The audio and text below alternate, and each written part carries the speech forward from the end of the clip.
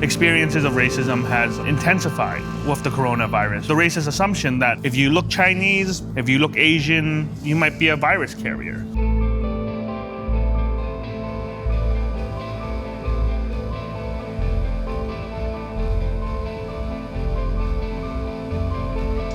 That they're quarantined for all of the passengers, it means that that person. Because this is a virus that's coming out of a city in China, because it's a virus that from a foreign land, they automatically group all Chinese people as this monolith that we all are to blame, that we all need to be avoided, that we all need to be quarantined. So my mom is a nurse at a Toronto hospital. One day a patient had come up to her and asked for a mask. And my mom, being a nurse, she has to ask the patient, oh, why do you need a mask? Are you coughing? Are you sneezing? What seems to be the problem? And the patient replied to her, no, none of those things. There are just so many Chinese people here, I need a mask.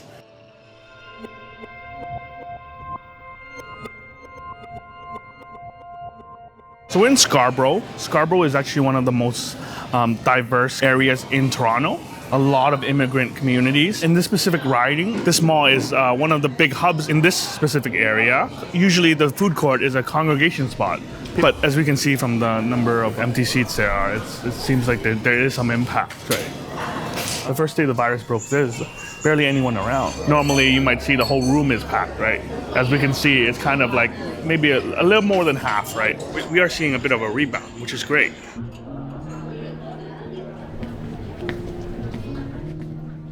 So this is Pacific Mall, one of the biggest Chinese malls outside of Asia.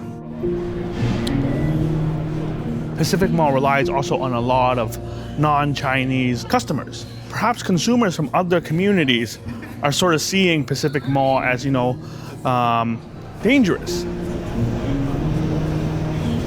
Hopefully, as people become less concerned about coronavirus, more and more people will start coming back to the mall.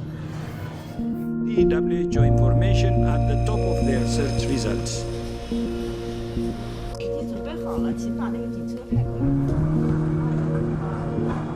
The reactions I've seen to the coronavirus in 2020 are very similar to the reactions that I saw as a child with SARS in 2003. During the SARS outbreak, my family owned a small business in London, Ontario. What we saw was a complete decline in that business. And you have to remember that immigrants tend to work in food, they tend to work in service because they couldn't get any other jobs. When you have something like that happen, you choke off their only line of income.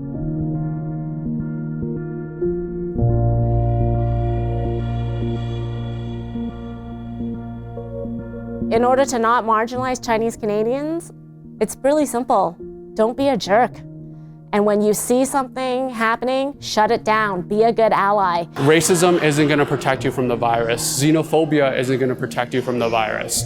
What will protect you from the virus is taking the precautions that experts tell you to take.